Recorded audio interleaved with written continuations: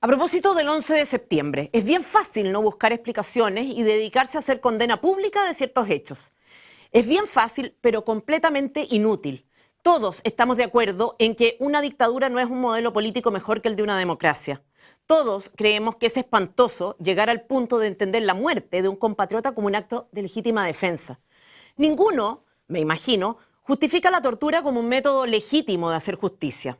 En general, los chilenos estamos de acuerdo y, diferencias más, diferencias menos, nos entendemos. Algunos dicen que no, pero solo porque les conviene hacer un trazado de la cancha en la que de un lado están los malos, nosotros, y del otro los buenos, ellos. Hay personas también que creen que buscar causas o contextualizar es lo mismo que justificar, nada que ver.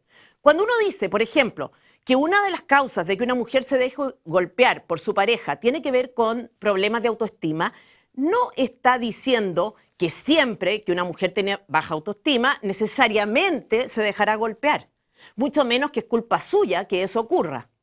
Entender los contextos en el que se producen este tipo de cosas es la única forma de evitar que ocurran. Por lo demás, cuando uno se refiere a las causas de la conducta humana, nunca está hablando de condicionamientos absolutos que puedan expresarse matemáticamente. O sea, si A, entonces B. Porque el factor llamado libertad hace que las posibilidades de respuesta frente a un mismo estímulo sean casi infinitas. Entonces, a los de la izquierda chavista les digo, díganme negacionista nomás, sigan buscando palabras para representar ficciones, pero cuanto más lo hagan, más lejos estarán de los chilenos. Hay otras personas, sin embargo, que no quieren hablar del contexto del 11 de septiembre por razones bien distintas. No porque confundan contextualizar con justificar, tampoco porque sean amantes incondicionales de la humanidad o pacifistas de tomo y lomo, sino porque no están dispuestas a hacerse responsables de lo que hicieron. Esas personas no están interesadas en contextualizar. Por ejemplo, suelen recordar que Estados Unidos, ese país donde muchos quieren vivir, apoyó el golpe militar, y es verdad. Pero se olvidan de que ellos recibieron de Cuba, ahí de donde la gente escapa en balsas, ayuda y armamento. Tienen una especie de memoria selectiva bien curiosa. Esas personas jamás traen a colación cosas como las que en esos años decía el expresidente Frei Montalva. Cito textual, lo que el mundo no sabe es que los marxistas chilenos disponían de armas superiores en número y calidad a las que estaban en poder de las Fuerzas Armadas y estaban preparando una guerra civil. Tampoco tienen presente lo que decía el expresidente Elwin refiriéndose a Allende y a los miembros de la UP.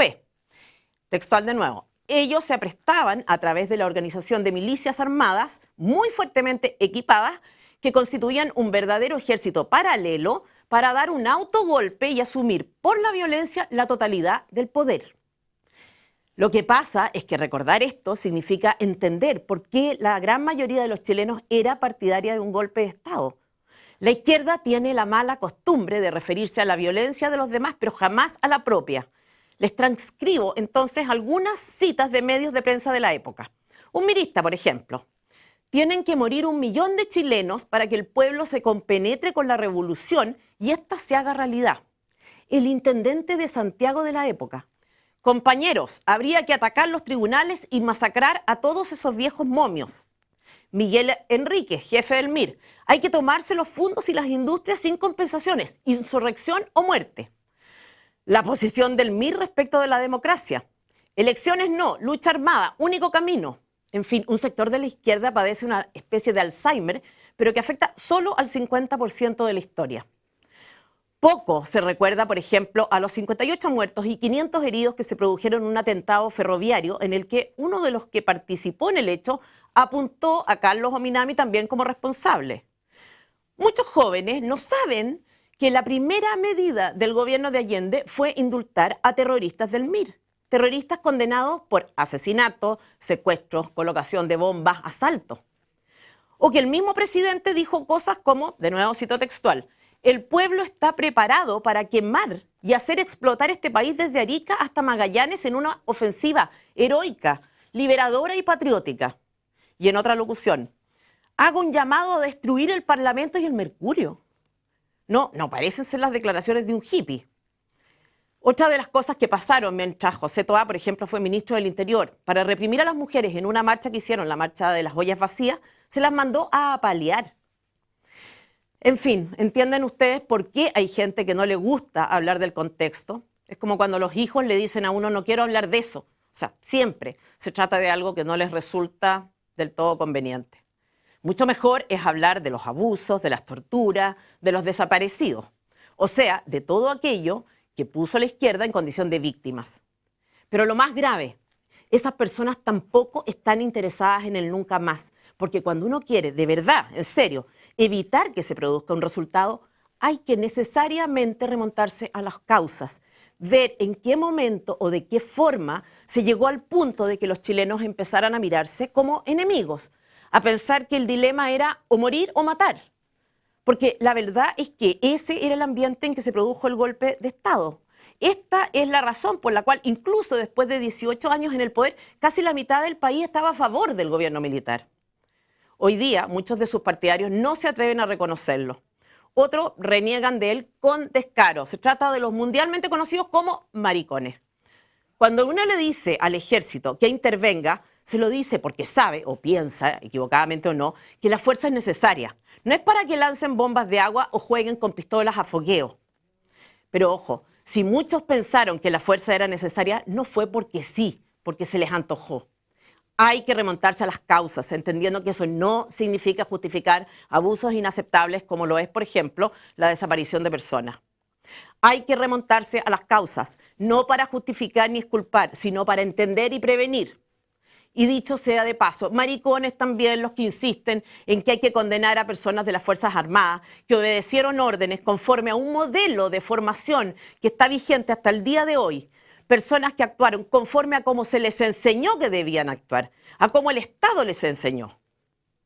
Nadie discute que sea útil hacer museos o memoriales que muestren hechos históricos como la barbarie nazi. Dicho sea de paso, no tiene nada, ni una relación con lo ocurrido en Chile.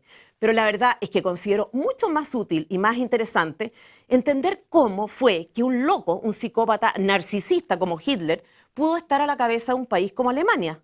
¿Cómo fue que muchas personas, me imagino normales, estuvieron de su lado? Eso es lo que hay que entender para prevenir, porque dementes ha habido y los habrá siempre. El punto es cómo llegan esos dementes a la situación de tener liderazgo, de ser obedecida, en lugar de estar recluido en un psiquiátrico. Algunos creerán que justifico o que niego, seguramente los que están de mala fe. Los que han convertido en hábito la tendencia a oír lo que quieren oír, aunque nadie lo haya dicho. Pero en parte me alegra que lo hagan porque dejan al descubierto lo que son, unos manipuladores, unos fariseos que tratan de agotar hasta la última gota de oxígeno que les queda en el balón de los derechos humanos. Otros, la mayoría, estamos preparándonos para celebrar en familia, para agradecer a Dios por el país fantástico que nos regaló y del que nos sentimos orgullosos de ser parte. ¡Viva Chile y septiembre en paz!